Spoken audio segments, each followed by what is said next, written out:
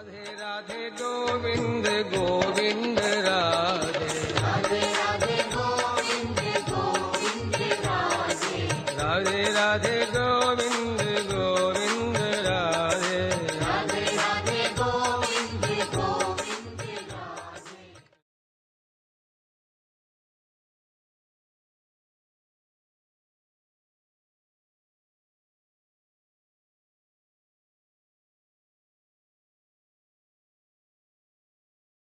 I have chosen a verse from Chaitanya Charitamrita to bring us to the Ratha Yatra festival and to allow us to dive deep into the relationship between Lord Gauranga and between Lord Jagannath. So we have the word on the blackboard. We do a little joyful chanting before starting the reading. Hey Mata Gaura Shame Donete Lateli. Hey Mata Gaura Shame Donete Lateli. Svarate Shamere Rake Gaura Mahabali. Svarate Shamere Rake Gaura Mahabali. Hey Mata Gaura Shame Donete Lateli. Hey Mata Gaura Shame Donete Lateli. Svarate Shamere Rake Gaura Mahabali. Svarate Shamere Rake Gaura Mahabali. Translation. Thus there was a sort of competition between Lord Chaitanya Mahaprabhu and Lord Jagannath in seeing who would lead. But Chaitanya Mahaprabhu was so strong that he made Lord Jagannath wait in his cart. Purport. After giving up the company of the gopis in Vrindavan, Sri Krishna, the son of Nanda Maharaj, engaged in his pastimes at Dwarka. When Krishna went to Kurukshetra with his brother and sister and other from Dwarka, he again made the inhabitant of Vrindavan. Sri Chaitanya Mahaprabhu is Radha Bhav Duty Savalita, that is, Krishna himself, assuming the part of Srimati Radharani in order to understand Krishna. Lord Jagannath Dev is Krishna, and Sri Krishna Chaitanya Mahaprabhu is Srimati Radharani. Chaitanya Mahaprabhu's leading Lord Jagannath toward Gundicha corresponds to Srimati Radharani leading Krishna toward Vrindavan. Sri Kshetra Jagannath Puri was taken as the kingdom of Dwarka, the place where Krishna enjoys supreme opulence. However, he was being led by Sri Chaitanya Mahaprabhu to Vrindavan, the simple village where all the inhabitants are filled with ecstatic love for Krishna. Sri Kshetra is a place of Aishwarya Lila, just as Vrindavan is the place of Madhurya Lila. Sri Chaitanya Mahaprabhu's following at the rear of the Ratha indicate that Lord Jagannath Krishna was forgetting the inhabitants of Vrindavan. Although Krishna neglected the inhabitants of Vrindavan, he could not forget them. Thus, in his opulent Ratha Yatra, he was returning to Vrindavan in the role. In the role of Srimati Radharani, Sri Chaitanya Mahaprabhu was examining whether the Lord still remembered the inhabitant of Vrindavan. When Chaitanya Mahaprabhu fell behind the Ratha Yatra cart, Jaganatha Dev, Krishna himself, understood the mind of Srimati Radharani. Therefore, Jagannath sometimes fell behind the dancing. Therefore, Jagannath sometimes fell behind the dancing Sri Chaitanya Mahaprabhu to indicate that Srimati Radharani that he had not forgotten. Thus, Lord Jagannath would wait on the Ratha for their forward march. In this way, Lord Jagannath agreed that without the ecstasy of Srimati Radharani, he could not feel satisfied. While Jagannath was thus waiting, Gaurasundar Chaitanya Mahaprabhu, in his ecstasy of Srimati Radharani, immediately came forward to Krishna. At such a time, Lord Jagannath would proceed ahead very slowly, Those competitive exchanges were all part of the love affair between Krishna and Srimati Radharani. In that competition between Lord Chaitanya's ecstasy for Jagannath and Jagannath's ecstasy for Srimati Radharani, Chaitanya Mahaprabhu emerged successful. I hope it was not too long. You could you could follow. That's actually a very, very special verse. That explains actually the relationship between Lord Jagannath and between Chaitanya Mahaprabhu. And later I will make the connection between Lord Jagannath and between actually all the jivas, all the living entities.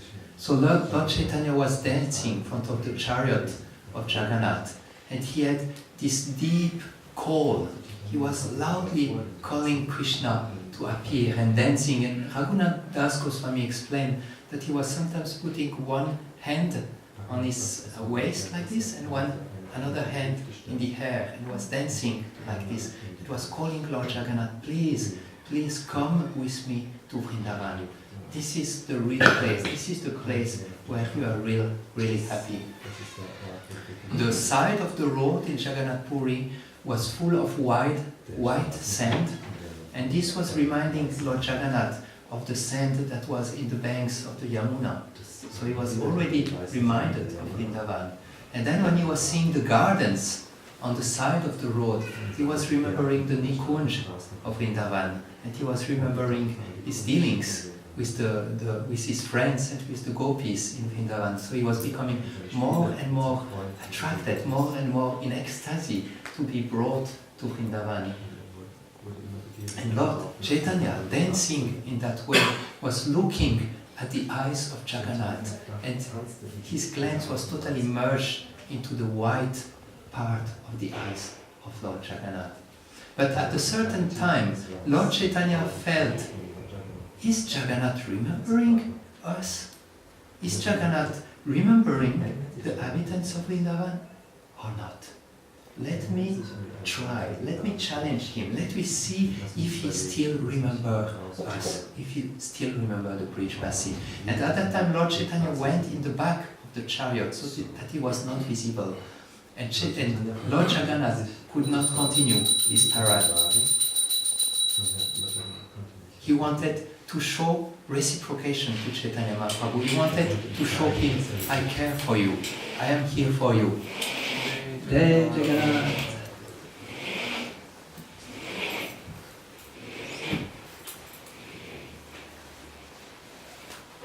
So it's a very beautiful divine exchange of love between Lord Jagannath and between Lord Chaitanya Mahaprabhu, who is in that position of servant, who is in the position of all of us who are also servants of Lord Krishna.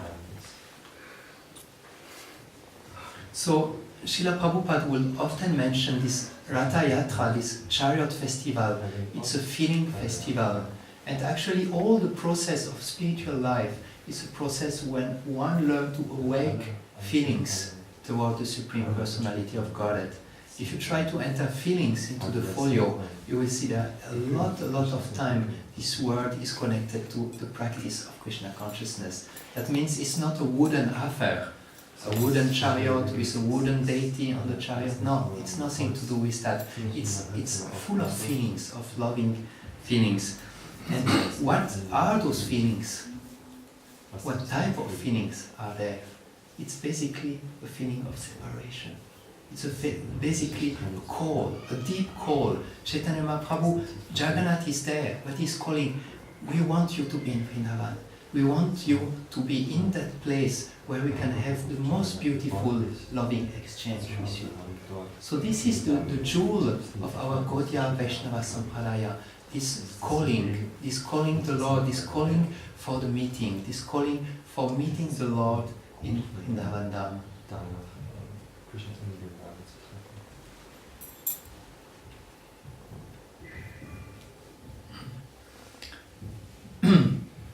There is a little lila that happened that also underlined this call the call of the devotee for Krishna and how Krishna reciprocates.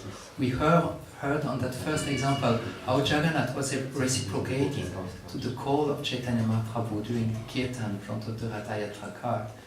But another example is when Krishna came to Kurukshetra. He invited everyone to come. He told Narada Muni, you just go and tell everyone to come in Kurukshetra, but don't tell the Brijvasis. Don't tell the Brijvasis to come. He knew the art of cultivating those feelings of separation. So Narada Muni came to Vrindavan and said to the Brijvasi, everyone is invited, but not you. And that was very, very amazing for the Brijvasi. It was like putting a match into a lake of fuel. It was like a big fire growing in the heart of the Brijvasis. And the Brijvasis felt, no matter, we are the family members of Krishna, we don't need invitation. We will just go to Kurukshetra and meet our Krishna. So they came in Kurukshetra, and Krishna was in the dress of a king. He was there with all the opulence of Dwarka, all the inhabitants of Dwarka, and they were doing a big yagya. So the gopis came from one door, one entrance gate to this festival, and they said to the guards, let us in, we want to see Krishna, our friend Krishna. And the guards said, no village girl in that area. This is just for the kings and the priests, and you cannot enter. The gopas arrived from another door and said, let us in. We want to see our Krishna. We did not see him for so long. We cannot wait. Let us in. But the guards were really very strict and they said, no, you don't go. And from another door, Nanda Maharaj and Yasoda Devi, the parents of Krishna, came and they asked for permission to enter. And the guard said, no way. And Yasoda said, I am the mother of Krishna. And the guard started to laugh. He said, the mother of Krishna? Devaki is the mother of Krishna. Everyone knows that. And this just broke down the heart of Yasoda. And she just screamed, Kanai! Kanai! Kanai! And at that time, Krishna was engaged in the yagya. And when he heard, Kanai! Kanai! Kanai! This deep call of love from the heart of Mother Yasoda just took him out of the yagya.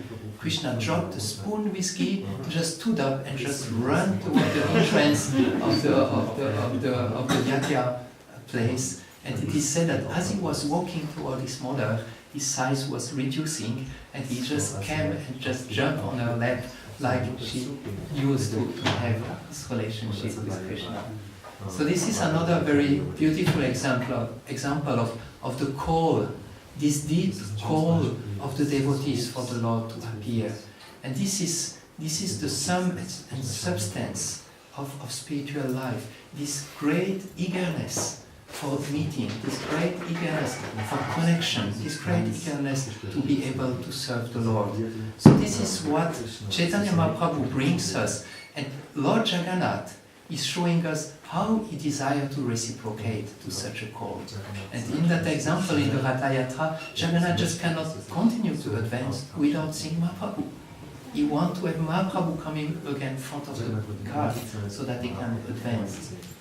So this is really something that for us sadhakas practicing devotees on the spiritual journey, we really need to learn the art of awakening this mood of separation, of awakening this longing, this call, this deep call for connection with the Lord, for being again united with the Lord.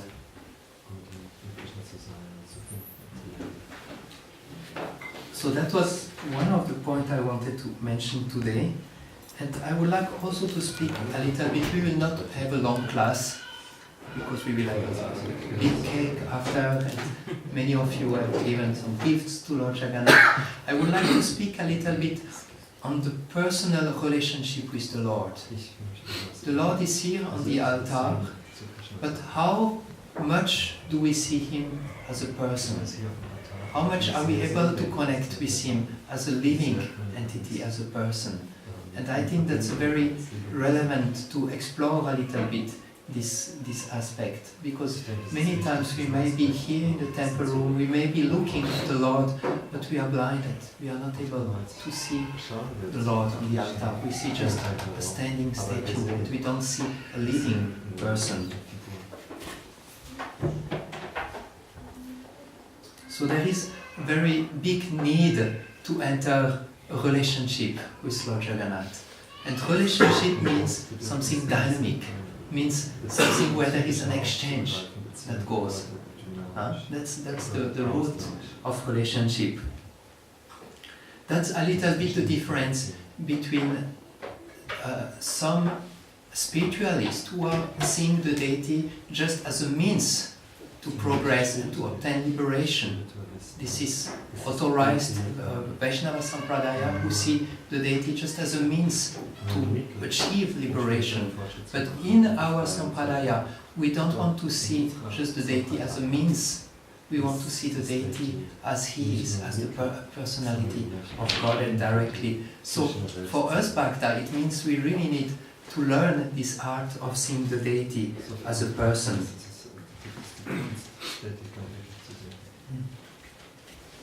Srila Prabhupada also was mentioning the importance for everyone who is living out of the temple to have deities in their home and to have a simple worship. In one letter he was saying, just worship with incense, flower, and just offer the deities whatever you are cooking for. No need of elaborate. But then he was saying to have a deity at home and to put the deities in the center of our life. This will transfer our attraction for mundane topics or mundane life. This will turn this center of attraction toward Krishna. So it's this deity worship, although it's not the main items of our spiritual practice, is actually very important. For many years I was worshipping some small Radha Krishna deity, the deities of Srila Sachinandana Swami as we were traveling. And often when I was doing the puja in the morning, Maharaj was telling me, see them as a person. See them as a person. If you see them as a person, they will enter in your heart. They will manifest. And Srila Prabhupada was saying, if you see the deity as brass, they will remain brass forever. But if you see them as a person, they will speak to you. So it's very important when we come to the temple, when we approach our home altar, that we tune ourselves, that we just reflect and center ourselves to realize here is the Supreme Personality of God in person. I should approach Him really in a good way. I should interact with Him like He is a person. Like, did you see this beautiful cake on the altar? That's a proof. The pujaris said, this is Jagannath, this is our Lord, he's a person, he has his birthday, so we make a cake. Everyone likes a cake for birthday, so Jagannath needs a cake also. So this is the way to see the Lord as a person. And when we go into that path of seeing the Lord as a person, then He manifests to us.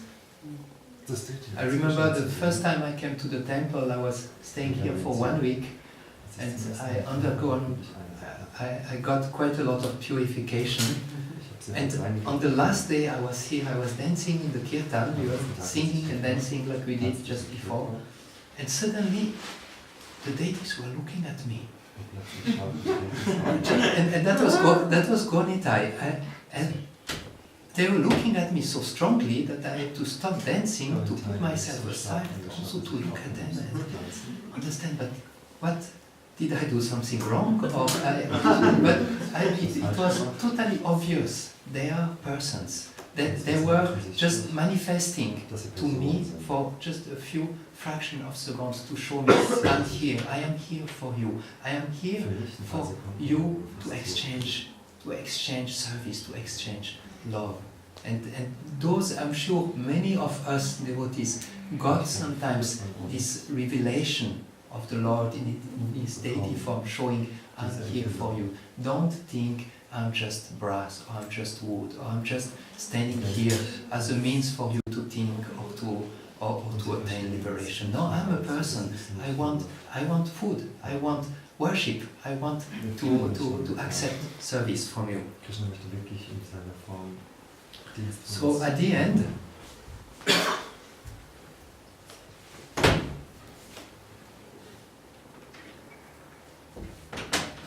I would like to mention a few points on how to develop more this relationship with the Lord, how to worship the Lord, even if you are not pujari, even if you are not totally pure in our clothes and don't know how to do a big achman, or how do we worship the Lord even in such conditions. Wow, talents are coming.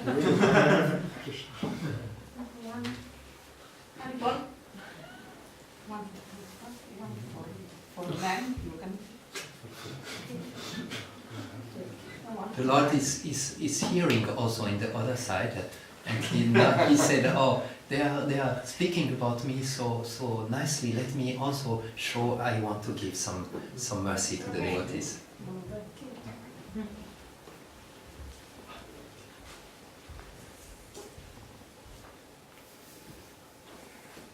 So the different points, I got it many times. Please give some to some of our guests.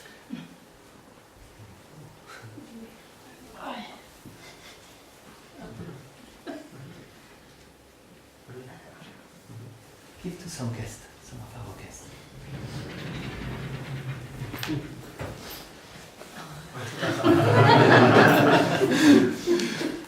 Bharati, Mataji, you are our very precious guest. So different ways to develop this feeling of relationship with the deities when we are not pujari. I just need to be careful to get the attention of everyone after this garland distribution. Some more is coming.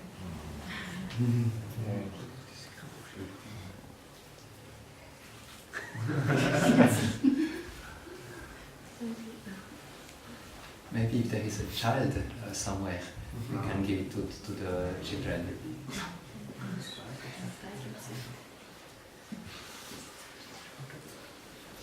So, may I have your attention again?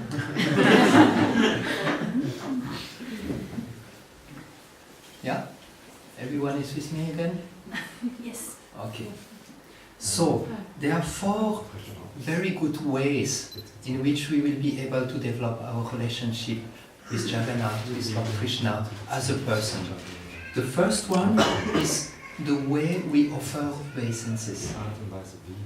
I think everyone is offering some type of obeisances when we come to the temple.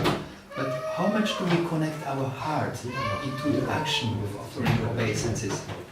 This evening I was here chanting in the temple room, and one person came to the temple and offered his obeisances, and he was staying for a good while down in that position, and he was really praying. He was really, nobody was seeing him. It was not anything of making a show, but he was really genuinely in connection, genuinely seeing the Lord and praying to the Lord. So that's one way to offer obeisances with the heart, with full heart.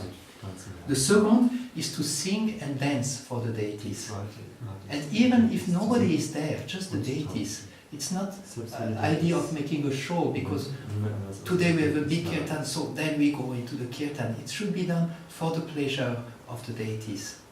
Like sometimes we make some big event of kirtan, some nanyagya, or things like this, and many devotees come, I want to sing, because they want to show how good they sing to all the assembly of people. But nobody come to sing just for the deities. And that's really what is the goal of our chanting and our singing, to give pleasure to the deity. The third point, which is very, very beautiful point, is open your mind to the deities. Speak to them. Tell them your story of life. Tell them how you would like to be connected to them, how you would like to be engaged in service.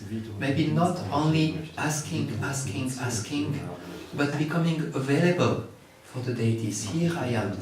Please engage me as you like. Please engage me as you want. I was speaking with Urmila Mataji some days ago, and she told me that there is one she's very sharp, very spiritually advanced, and she can give counsel to many people in our movement. And she was telling me there was a person who was all the time asking from her, asking, demanding. And after some time she said, I don't want to keep relationship with this person. She wrote her, please send me maximum 1 email a day, not 10, just one a day. And the person just could not understand, and she was keeping on that she had to block her email, she had to do all the things. And then she said, I understood in my own relationship with Krishna, I should also not be too demanding, but more learn to be available, more learn to come and offer my service and offer myself to the Lord. But this point of speaking to the deity and telling them how we feel we need to be connected to them, and maybe just naturally speak to them, is making a deep connection with the deities. And even if you can speak loud to the deities, when nobody else is around you, obviously, yeah. But this is very powerful. I have tried sometimes with the deities I was worshipping before to speak loud to them, and they seem to look at me and say, "Wow, you really think we are persons?" and this is actually very powerful. We hear about Vamshidas Babaji, who was all the time speaking to his deities. Whatever will happen, he will just see them as a person and exchange them like this. 2 years ago we were in Vrindavan with my spiritual master. We were staying in Govinda Kund in a small ashram, and Maharaj was chanting a lot, doing deep sadhana. And a group of devotees came to visit him. So he gave them a little speech, and then he told them, please speak to the Lord. He's not a dull idol on the altar.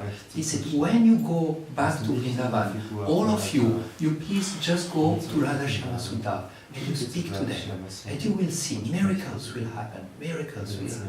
He was really advising them, speak to the deities, reveal your heart to the deities, pray to the deities. And this is something that brings the relationship very deep, very personal between the Lord and his devotee. The last point I would like to make is bring gifts to the Lord. This is also very good way to see him as a person. And what gift should we bring to the Lord? Something that is very dear to us. Don't offer plastic jewelry to the deities and you wear golden jewelry for yourself. It's not so nice. It is said that Lord Krishna obviously want our love and devotion. That's really what he wants first. But he sees what we are giving, but he sees also what we keep for us. Like we can be a big businessman and make a lot of profit and come here very piously and put €0.5 in the donation box and seems to be very pious. The Lord also see that. So it's good to offer gifts to the Lord, obviously according to our abilities to give. We should not give everything and have to beg for our livelihood. That might not be the ideal, but we need to find a good level that we should give. We should learn to give, to not be too miser on ourselves, and to give to the Lord.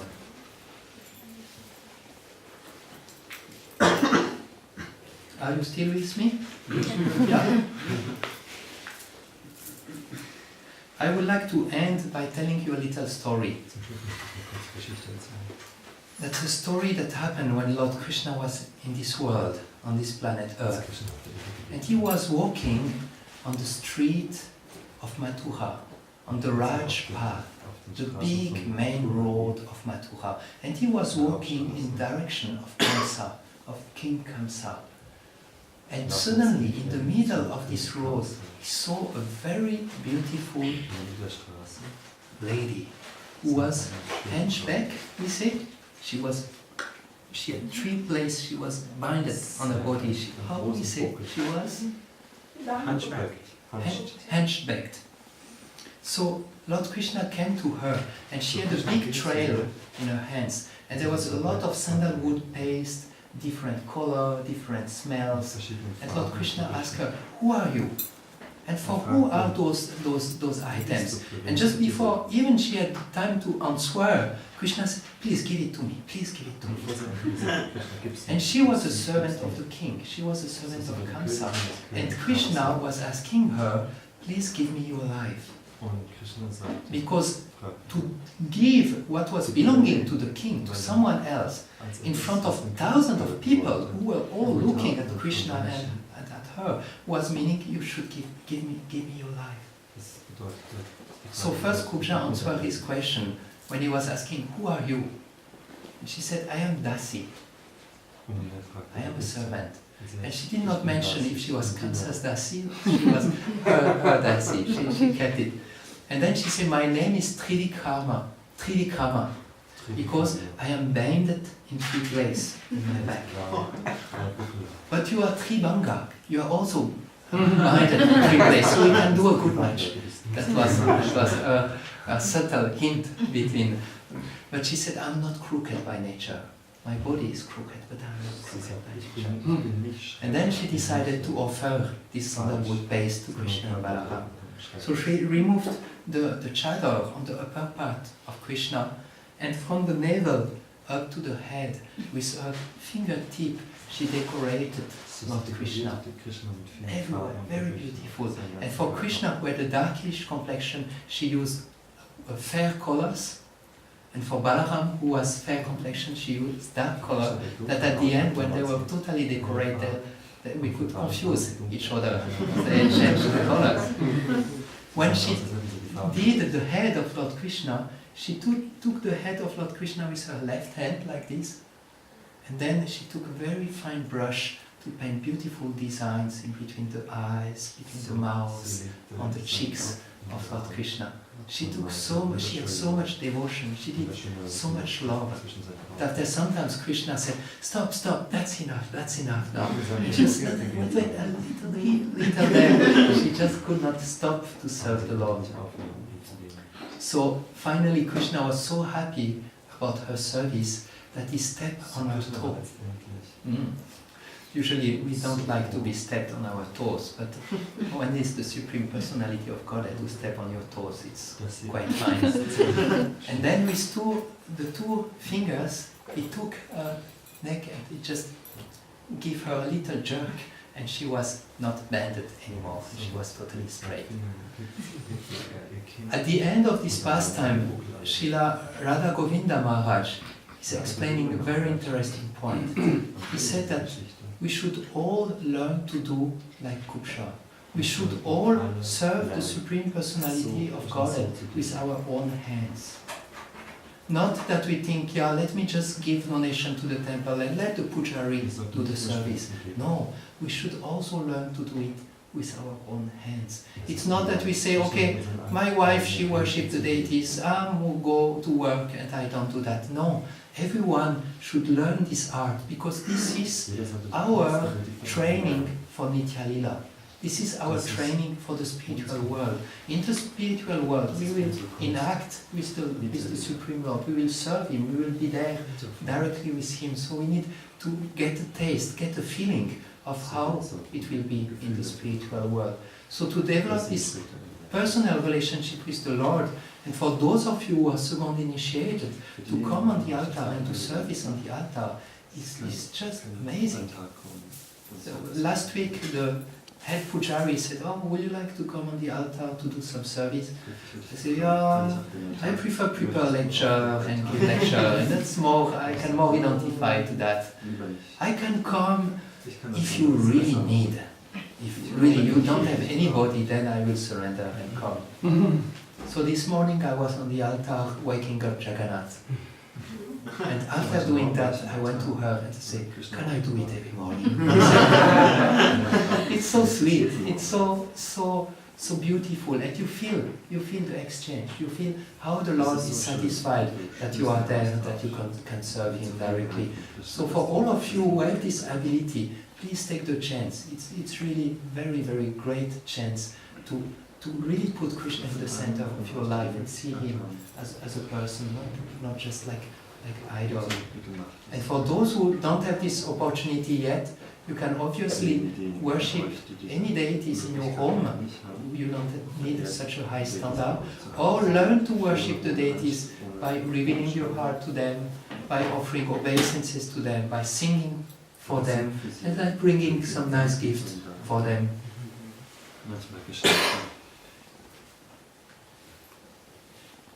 Hare Krishna. Hare Krishna. Do you have any questions or any comments? I maybe a little story. You were saying that the deities are not idols; they are person. So I have a little story. I was worshipping Gauritas like before coming to the temple, and then I had them here in the temple. And for some morning, I had always the feeling that they asked me, "Hey, we want to eat kitri." And now it's my mind, no? Say, hey, I was just bringing them fruits, no? And every morning we want kitri. I said, just give me a break with your kitri, no? And it was like 2-3 days like that. And then one time, then I was off, no? Then when Mataji, she came to me, she said, I'm going to the kitchen. I said, what are you going to the kitchen? Yeah, your deities asked me to cook for them. I said, what are you going to cook? She said, they asked me to cook kitri. And she didn't know that I had this story. I just kept it in my mind. I was thinking in my mind. So it was quite very beautiful story. This is something you can ask when you come to the temple and you meet with the devotees. Ask them for those stories. I had also very deep story with the deities I was worshipping in the past. But I don't know. I don't want to keep everyone too long into the temple room. It's already 8:30. How long is the story? I will make it short, actually. Okay. I was staying in Govinda Kund, and I was just basically absorbed in chanting the holy name during that time. And every evening I would come out of my room and I would chant under a tree, and then the night would come and I would feel in my heart I should put some light for the deities. But I was not doing it. I was thinking, yeah, they don't stay just in the room, they are wandering around Govardhan Hill, and they are doing some pastimes. And sometimes, because the voice was always coming, give us some light. So sometimes I would meditate to bring them a light in the mind, you know. I would meditate, oh, here is a candle for you. I would not do it really. And one night, I was attacked by a very strong ghost. Really strong. I was beaten up during the night by this ghost, and I just could not believe. I was next to Govardhan. I was in the most holy place. I had 24-hour kirtan just next to my room. I was chanting 64 rounds every day. How can that happen? And every night it was coming stronger and stronger. And I started to make extra worship to my deities. I started try to make some protection around my bed. And at sometimes I felt I need to leave the place. I will become totally haunted if I stay here. And one evening, the owner of the ashram, Dinabandhu Baba, needed to go to my room to do some spiritual work. So he came to my room and then he called me, hey, Gaura Hari, how you don't put light for your deities? And then I said, oh my God, yeah, I knew it, but I did not do it. So of course, from this evening I put it the light, and from that evening, no ghost, nothing, everything was totally bad. And I think they were teaching me, again, we are persons, please don't neglect to see us as a person. So it was really ghost who came in the night? Yeah, it was most probably sent by them, but it was a ghost. Some friends. Okay. So let's stop here. We have now a wonderful cake distribution, the prasad. the mercy of Lord Jagannath. And please try to think a little bit on this point, how to relate more and more in a personal way with our Lord, with your Lord. Srila Prabhupada ki jai, Gaur Bhaktavinda ki jai, Gaur Premanandi ki jai, Lord Jagannath Baladev Subhadra Devi ki jai. Radhe Radhe Govind